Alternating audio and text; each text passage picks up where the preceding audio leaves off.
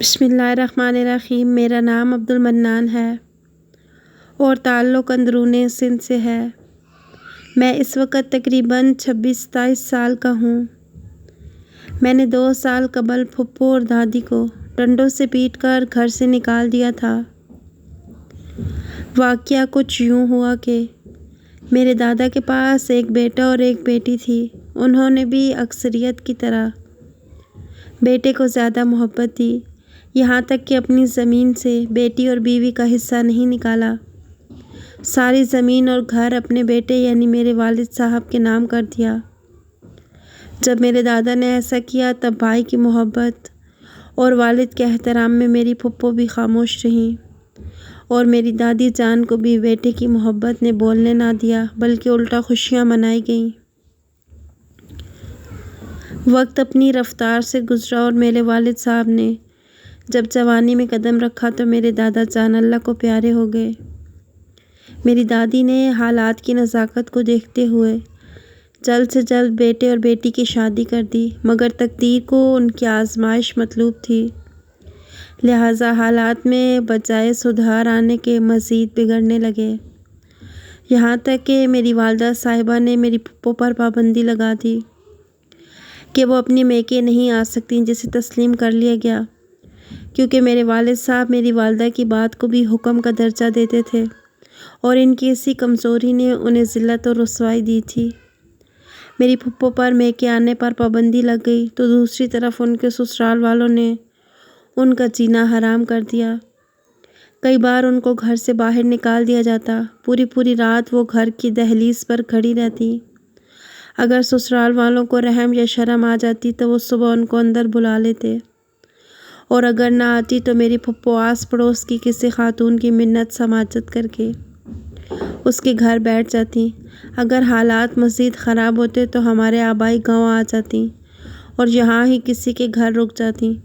چونکہ ہمارے گھر ان کے داخلے پر پابندی تھی تو مجبوراً جب وہ سسرال سے دھتکارے جانے پر آبائی گاؤں آتی اور جس عزیز رشتہ دار کے گھر رہائش پذیر ہوتی، میری دادی بھی وہاں چلی جاتی۔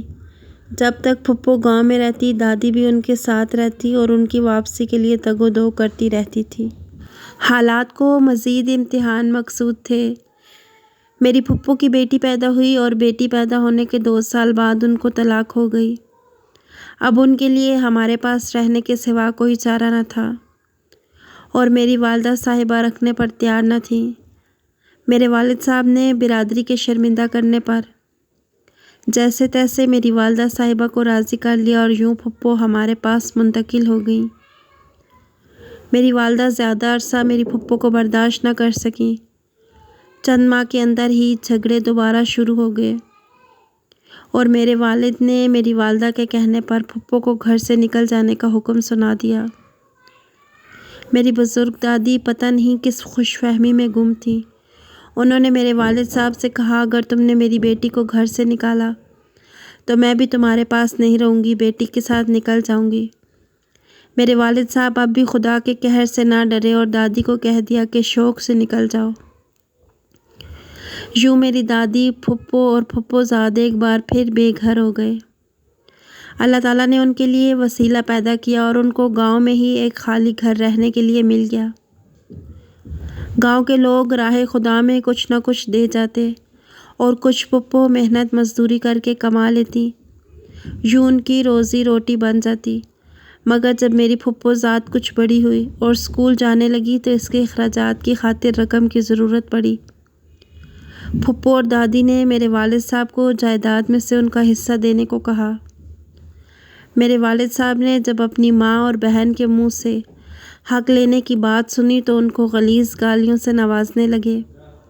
میری والدہ صاحبہ جلتی پر تیل کا کام کرنے لگی اور بات گالیوں سے بڑھ گئی۔ میرے والد صاحب نے اپنی بوڑھی ماں، بہن اور بھانجی کو جوتے مار مار کر گھر سے نکال دیا۔ جب باہر میری دادی، پھپھو اور پھپھو زاد کو جوتے مارے جا رہے تھے تب اندر کمرے میں میری والدہ مجھے سمجھا رہی تھی کہ وہ دونوں عورتیں میرے بیٹے کی جائیداد ہتھیانا چاہتی ہیں۔ میں ایسا کبھی نہیں ہونے دوں گی، اور ساتھ ہی مجھے خود پر بیتے ایسے مظالم سنا رہی تھی کہ مجھے ایسے لگ رہا تھا جو کچھ پھپھو اور والدہ صاحبہ کے ساتھ ہوا ہے وہ کم تھا۔ خیر میرے والد صاحب نے اپنی ماں اور بہن کو جوتے مار کر گھر سے نکالا تو وہ پلٹ کر کبھی ہماری دہلیز پر نہ آئیں، یہاں تک کہ میرے والد صاحب انہی کھیتوں میں کام کر رہے تھے جن کی خاطر اپنی والدہ کو جوتے مارے تھے تو ان کو کسی زہریلے کیڑے نے ڈس لیا۔ بہت عرصہ ان کا علاج چلتا رہا مگر وہ دوبارہ صحت یاب نہ ہوئے اور تقریباً 8 سال شدید اذیت میں رہنے کے بعد فوت ہو گئے۔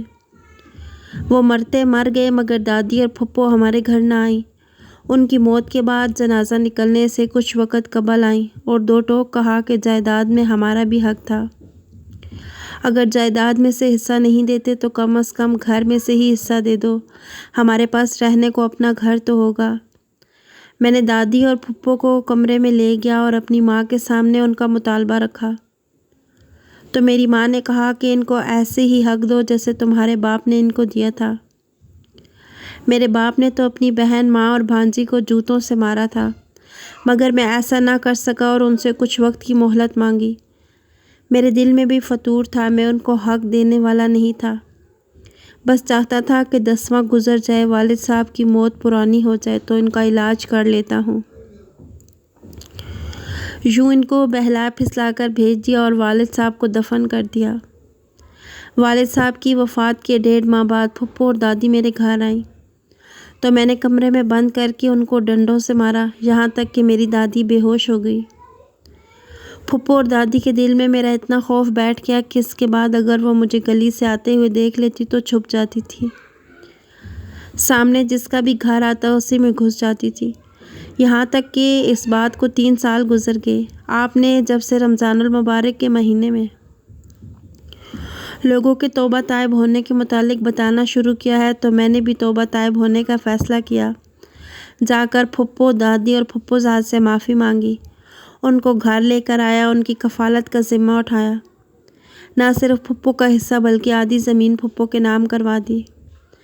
میں اب فارغ وقت پھپھو اور دادی کے پاؤں دباتے ہوئے گزارتا ہوں اور پچھلے گناہوں کی معافی مانگتا رہتا ہوں۔ میں ان کو اپنے والد صاحب کی قبر پر بھی لے کر گیا ہوں تاکہ میرے والد صاحب اس وجہ سے عذاب میں مبتلا نہ ہوں۔